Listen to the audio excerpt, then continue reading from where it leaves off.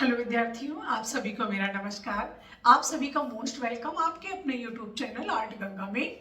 विद्यार्थियों, आज हम उस बहुत बड़ी महान हस्ती से आपको मिलाने चल रहे हैं जिनको हम किताबों में पढ़ते हैं, जिनकी किताबें हम पढ़ते हैं और जिनके परीक्षा में भी प्रश्न पूछे जाते हैं। अभी 2016 में, 2021 में और इसके पहले 2013 में प्रवक्ता की परीक्षाओं में, टीजीटी की परीक्षाओं में हमारे महान चित्रकार, हमारे महान राइटर, हमारे महान शिक्षक और ये ऐसे शिक्षक हैं, ऐसे राइटर हैं जिन्होंने मौलिकता पर काम किया है, जिनकी चीजें बहुत मौलिक है। तो हम आपको उन्हीं से मिलवाने चल रहे हैं और मेरा ये सौभाग्य रहा कि हमारे गुरुजी को हमने अपनी लिखी बुकें, अपनी लिखी प्रैक्टिस सेट उनको देने का मुझे बहुत बड़ा सौभाग्य प्राप्त हुआ और मुझे बहुत अच्छा लगा कि, और सर को भी बहुत अच्छा लगा कि हमारी शिष्या ने आज पूरे भारत में कला के क्षेत्र में काफी काम किया और कई ऐसे पुस्तकों को लिखा जो कि दुर्लभ चीजें थी। कला में बहुत सी चीजें ऐसी हैं विद्यार्थियों जिनका आज तक सारे ही नहीं हम समझ पाए और इनको समझने के लिए हमने कई अपने गुरुजनों के सानिध्य में रह के और उनकी पुस्तकों का अध्ययन करके अब हम अपने कार्य को तो बहुत मौलिक नहीं कहेंगे, लेकिन जो भी चीजें हमने लिखी हैं वो मौलिक चीजों से ही लिखी हैं। और विद्यार्थियों, बहुत बेहतरीन और जिन चीजों को हम कभी जान ही नहीं पाए, जैसे डॉक्टर अवधेश मिश्रा जो हमारे गुरु भी रहे, उनके माध्यम को हम लोग अक्सर पढ़ा करते थे तो हम समझते थे कि उनका जो प्रिय माध्यम है वो एक्रेलिक रंग है, जबकि ऐसा नहीं है। उनका जो प्रिय माध्यम है, जो उनको अच्छा लगने वाला माध्यम है, वो तैल रंग है। तो ये सारी जानकारी हमारे गुरुजन से हमने जाकर देखा, सीखा, समझा और उनका अध्ययन कर आज मैं कई चित्रकारों पर किताबें लिख रही हूँ। उनकी पूरी जीवनी, कैसे कैसे उन्होंने जीवन जिया, कैसे मौलिकता को प्राप्त किया, कला में मौलिकता लाने को कैसे उन्होंने काम किया, ये तमाम चीजें आज मैं उन पर काम भी कर रही हूँ और हमारे गुरुजनों का आशीर्वाद भी है। और विद्यार्थियों, ये जो हमारा प्रैक्टिस सेट है ये बहुत बेहतरीन है। अभी तक आपने ऐसे प्रैक्टिस सेट पढ़े नहीं होंगे और जिन विद्यार्थियों के पास ये प्रैक्टिस सेट पहुंचे हैं वाकई उनसे पूछिए कि क्या मैम सही कह रही हैं। और जब हमने अपने गुरुजी को अपना प्रैक्टिस सेट दिया तो उन्होंने लगभग उसको मेरे सामने आधे घंटे रीड किया और देखा और कहा कि वाकई प्रश्न बहुत अच्छे हैं, इसमें तुमने काफी मेहनत की है, काफी काम किया है। तो विद्यार्थियों, ये प्रैक्टिस सेट है हमारे भाग 1 भाग 2 कला भाग 1 भाग 2 के नाम से। बहुत से स्टूडेंट इस विषय में जानना चाहते हैं कि ये प्रैक्टिस सेट कैसे प्राप्त करें, क्या इसमें जो प्रश्न दिए गए हैं वे सही हैं, उत्तर इसके सही है या गलत है। बहुत से स्टूडेंट इस बात को लेकर भी घबराते हैं कि पता नहीं कैसे प्रश्न होंगे। तो हम आपको बिल्कुल निश्चित श्योर कर देना चाहते हैं कि इसमें प्रश्नों का जो कलेक्शन है वो हमारी एक तरीके की जो समझ रही कला के प्रति, टीजीटी के प्रति, पीजीटी के प्रति, असिस्टेंट प्रोफेसर, नेट, जेआरएफ, इन तमाम परीक्षाओं के प्रति जो मेरी एक समझ रही, जिसको मैंने क्वालिफाई किया, बस उन्हीं अनुभूतियों को, उन्हीं संवेदनाओं को मैंने इसमें संग्रहित किया है विद्यार्थियों। और जो कंपटीशन मैंने बीट किया बस उसी के आधार पर एक कॉम्पिटिटिव बहुत बेहतरीन प्रैक्टिस सेट मैंने निकाला है। आप इन प्रैक्टिस सेटों को जरूर लेकर देखें। और बहुत से विद्यार्थी इसका मूल्य जानना चाहते हैं, इसका मूल्य क्या है। तो इसका मूल्य बहुत कम प्राइस है विद्यार्थियों, बहुत ज्यादा प्राइस आपके परीक्षा की दृष्टिकोण से, आपके दैनिक जीवन के दृष्टिकोण से सब देखते हुए, सब एनालिसिस करते हुए इन प्रैक्टिस सेटों का जो मूल्य मैंने निर्धारित किया है वो मात्र 215 रुपए है। एक प्रैक्टिस सेट आपको 215 रुपए का मिलता है। लेकिन अगर आप अपने घर मंगाते हैं तो कुछ चार्जेस जो है वो आपके पहुंचने के यानी यहाँ से भेजने के कुछ चार्जेस इंक्लूड हो जाते हैं। बाकी ये पुस्तक आपको प्रयागराज में भी मिल जाएगी और आप कहीं भी हो, चाहे भारत की किसी कोने में हो, ये प्रैक्टिस सेट आपको वहां आपके घर तक पहुंच जाएंगे। और इसके लिए आपको करना क्या होगा, इसके लिए हमारे ऑफिस के नंबर पे 8545004467 इस नंबर पर संपर्क करके और इन दोनों प्रैक्टिस सेटों को आप लें। और एक बात और, परीक्षा कब होगी, इस बात से भी स्टूडेंट बड़ा परेशान है। हम आपको बिल्कुल श्योर कर देना चाहते हैं कि परीक्षा इस माह, जो कि आपको दिसंबर जनवरी में बताया जा रहा है, बिल्कुल भी नहीं होने वाली है विद्यार्थियों, एकदम निश्चिंत रहें आप। लेकिन हाँ, ये मानकर चलिए कि फरवरी के एंड में परीक्षा होने के पूरे चांसेस हैं, फरवरी या मार्च। अच्छा, मान लीजिए अगर इन दोनों महीनों में परीक्षाएं नहीं होती हैं तो बहुत लंबा समय खींचने वाला नहीं है। अप्रैल एकदम श्योर 100%, क्योंकि ये चीजें आई थिंक कोर्ट में भी जा चुकी है कि हमें समय दिया जाए, और जब कोर्ट निर्धारित कर देगा कि मिनिमम 60 दिन चाहिए ही चाहिए स्टूडेंट को, तब भी आपकी परीक्षा अप्रैल में जाती दिख रही है। ये हमारी संभावित चीजें हैं, लेकिन जो मैंने आयोग में डायरेक्टली बात किया, उन्होंने यही हमसे कहा कि परीक्षा हर हाल में हम फरवरी लास्ट में और मार्च फर्स्ट वीक में करा लेंगे। हालांकि परीक्षा ही नहीं विद्यार्थियों, परीक्षा की तैयारी बहुत जोरों शोरों से चल रही है आयोग में, इसमें कोई संदेह नहीं है। और जो हमारे वहां के परीक्षा नियंत्रक हो या अध्यक्ष हो या मेंबरान हो, वो सभी चाहते हैं कि परीक्षा रेगुलर हो, समय पर हो और एक कैलेंडर जारी हो। फिलहाल ये सारी बातें हम किनारे रखकर हम आपको अपने गुरुजी और जिनको हम परीक्षाओं में पढ़ते हैं और उनके द्वारा हम बहुत से प्रश्नों को भी पढ़ते हैं, हमको मिलते भी हैं परीक्षाओं में उनके द्वारा बनाए गए प्रश्न, और हम देखते हैं।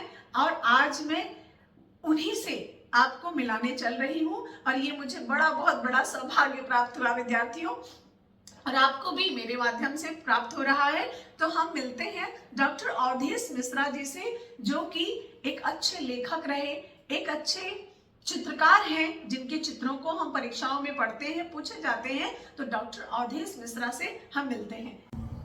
आप सभी को मेरा नमस्कार। आप सभी के सामने उत्तर प्रदेश के जाने माने प्रशिक्षित कलाकार कहें, एक बहुत अच्छा चित्रकार कहें, या एक बहुत बेहतरीन अध्यापन करने वाले कलाकार कहें, सब छोटा पड़ता है सर के सामने। और आज मैं सर से मिली और ये मेरा बहुत बड़ा सौभाग्य रहा और मुझे बहुत अच्छा लग रहा है। आज हम अपने उस गुरु से मिलने आए हैं जिसको हमने किताबों में पढ़ा, किताबों में देखा और उनके द्वारा लिखी गई पुस्तकों को पढ़ा।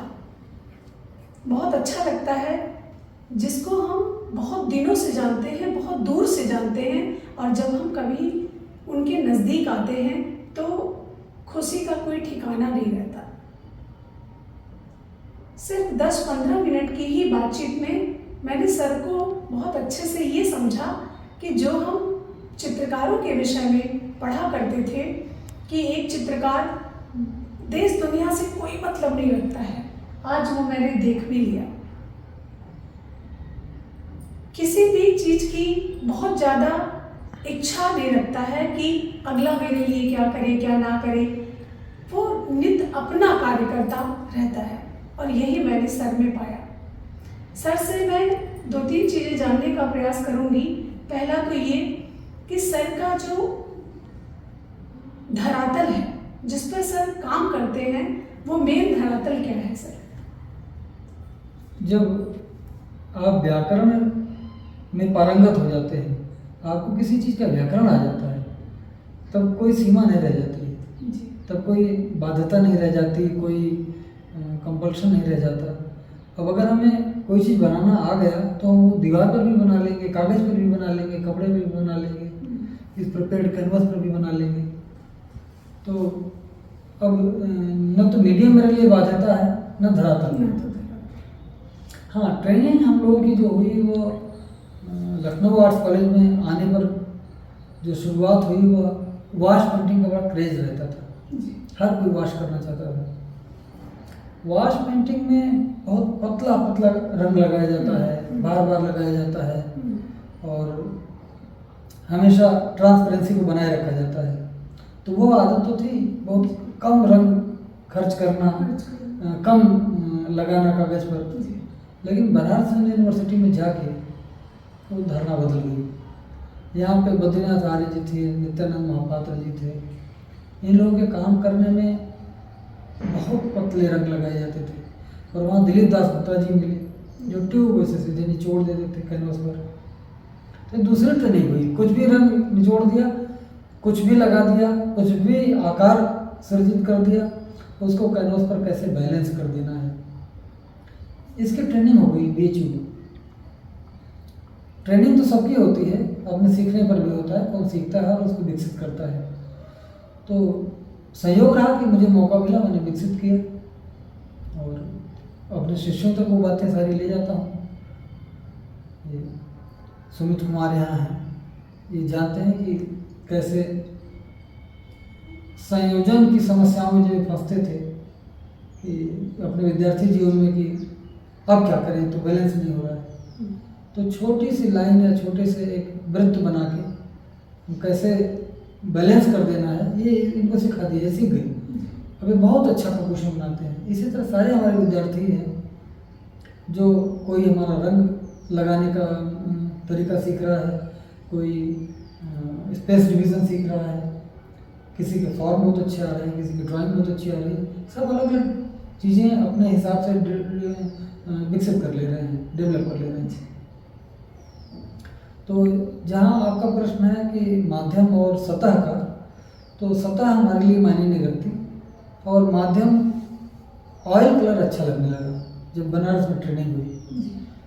फिर स्थिति ये आई कि मोटा रंग लगाता था मैं, लेयर बाई लेयर रंग लगाता था, तो सूखने में दिक्कत करता था। कहीं आर्टिस्ट कैंप में जाना है या कहीं डेमो में जाना है तो समय कम है। ऐसे में मुझे एक्रेलिक की ओर मुड़ना पड़ा कि एक्रेलिक रहेगा तो जल्दी सूख जाएगा। लेकिन एक्रेलिक रंग लगाने में भी मैं रंग इस तरह लगाता हूँ कि मुझे स्वयं ही नहीं पता लगता कि मैंने ऑयल किया है कि एक्रेलिक किया है।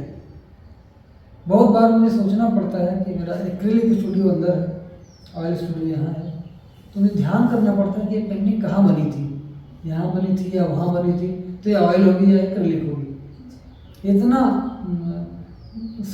इतनी समानता रहती है दोनों माध्यमों में मेरे हैंडलिंग में। मतलब एक्रेलिक रंग भी उतना ही मोटा, उसी तरह का पैच, उसी तरह का संयोजन, सब कुछ एक जैसा होता है, ऑयल कलर जैसा। तो दूसरे तो पहचान ही नहीं पाएंगे कि ऑयल में है कि एक्रेलिक में। हाँ, उसकी चमक वगैरह देख के वो थोड़ा डिफरेंस जान सकते हैं। लेकिन जो आपका पसंदीदा माध्यम है वो तेल ही है। क्योंकि मैं ऑयल की तरह एक्रेलिक कर रहा हूँ, एक्रेलिक की तरह ऑयल नहीं कर रहा हूँ। तो ऑयल की तरह एक्रेलिक करने का मतलब ये है कि ऑयल मुझे सबसे पहले पसंद है।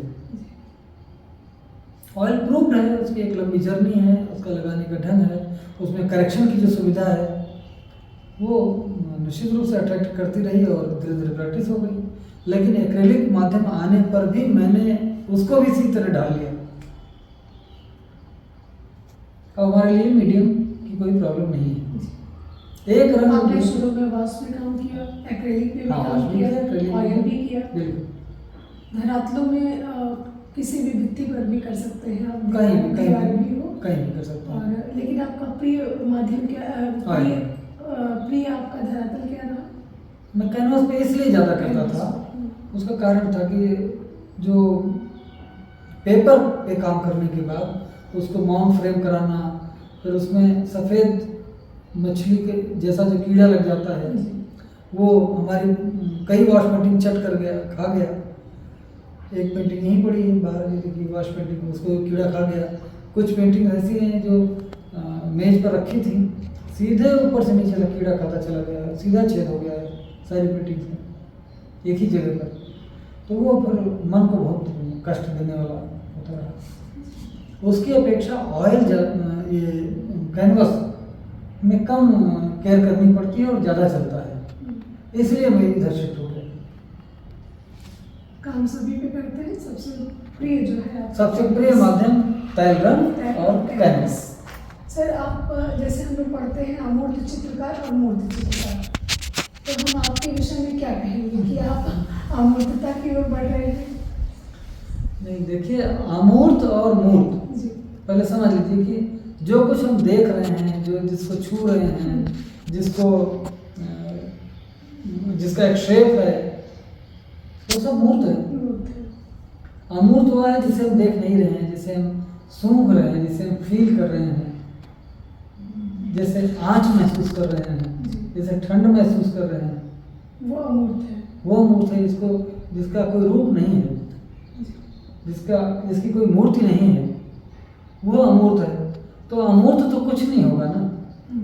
हमारी टर्मिनोलॉजी है अमूर्तनोन्मुख, अमूर्तन की ओर उन्मुख, मतलब कि वो स्थूल से अब अपनी चीजें कम करता जा रहा है। हम जो बना रहे हैं उनमें जो ओरिजिनल शेप है नेचर का, उससे हम कुछ कट कर दे रहे हैं, कुछ अपने हिसाब से जोड़ भी दे रहे हैं, कुछ अपने हिसाब से उसको ट्विस्ट भी कर दे रहे हैं। तो वो अमूर्त उन्मुख मैं बोलता हूँ, अमूर्तन की ओर उन्मुख, अमूर्तन की ओर जाता हुआ। तो मैं अमूर्त नहीं कहता हूँ, और फिगर है ही है, उसको फिगरेटिव भी कहिए। सारी चीज़ों में फिगर है, कोई ना कोई फिगर तो है।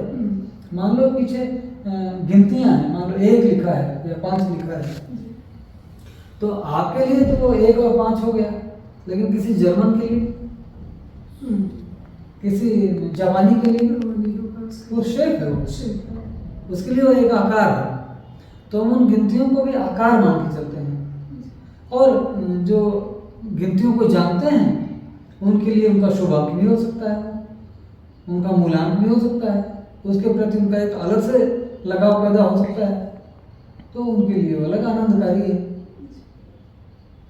लेकिन हर चित्र में शेप है, आकार है, तो इसलिए फिगरेटिव ही कहना उचित है। अभी तक सर आपकी कितनी पुस्तकें रही हैं? आपने कितनी पुस्तकें मैंने ज़्यादा नहीं लिखी। मूल पुस्तकें आप लिखते हैं, किसी की कॉपी पेस्ट नहीं है, वो आपकी स्वयं की रचनाएं हैं। हाँ, वही होना ही चाहिए, क्योंकि वही वही आपके खाते में जुड़ता है। ये आपने काम किया जैसा है। कि आप बहुत लंबे समय से कला से, फाइन आर्ट से जुड़े हुए हैं, तो आपने कई चित्रकारों के साथ काम भी किया, कई बड़े बड़े लोगों के साथ, कई ऐसे चित्रकार जो आज नहीं है उनके साथ भी आपने काम किया, और उन्हीं की रियलिस्टिक चीज़ों को आपने लिखा है। जी, व्यावहारिक चीज़ों, जिसको मैंने जिया है, और आपने कला को जिया है वास्तव में। आपको देख के हाँ, हमारे समय का ट्रेंड अलग था। जी। अभी क्या है कि पैसे की होड़ लगी है, वो पैसा एन केन प्रकारेण हमको मिल जाए, वो दंड फंद करके भी आ जाए, या शॉर्टकट तरीके से आ जाए, या किसी को धोखा दे के आ जाए, सब जायज़ है। लेकिन हमको जो ट्रेनिंग हुई, हमारे समय में गुरुजन ऐसे नहीं थे। वो हर चीज़ को ये सही है, ये गलत है, इसमें लाभ है लेकिन ये गलत है, तो रोक देते थे, नहीं इसको नहीं करना है। और हम लोग जिस अधिकार से वो मना करते थे, वो अनुशासन में हम लोग रहते थे, मानते थे कि गुरु जी यहाँ नहीं हैं, फिर भी हम कुछ गलत करने जा रहे हैं, तो डर रहता था, गुरु जी जान जाएंगे तो क्या होगा। तो ये डर अब नहीं है, ट्रेंड बदल गया। ये आज की जो पीढ़ी आ रही है, इसके लिए गुरु का वो महत्व नहीं है जो हम लोग समझते थे। हमारे ऊपर एक अंकुश था, एक अनुशासन था, वो है या नहीं है इससे नहीं मतलब है। उनके विचार, उनका जो स्नेह है हमेशा साथ रहता था। तो इसलिए हम लोग उन मूल्यों में पले कि हम कोई कर रहा होगा तो 10 बार उस पर ध्यान जाएगा, टोकेंगे नहीं, ये नहीं सही है। सर आपका बहुत प्रिय चित्र कौन सा है जो आपको बहुत पसंद हो? नहीं, सभी पसंद है। अब इसमें अलग अलग टाइम की बात है, कब क्या पसंद है। जब जो सीरीज इच्छा हुई उसमें वो अच्छा लग रहा है वो बनाया। बेजुका पे मन लगता गया, बहुत सारे चित्र बन गए, सैकड़ों चित्र बन गए, और बहुत सारे शोज भी हुए। फिर चूँकि उसमें सटायर था, उसमें व्यंग्य था, उसमें कटाक्ष था, उसमें सुझाव था, उसमें प्रस्ताव था, तो एक समय था, 8-10 साल चल गया, 2007 से बेजुका स्टार्ट हुआ है, चलता गया। फिर 5-6 साल बाद लगा कि चेंज करना चाहिए, फिर लय सीरीज बनाया, फिर स्कूल डेज सीरीज बनाया, स्कूल के दिन, उससे भी मन हटा। फिर बेजुका रिटर्न्स पर आए।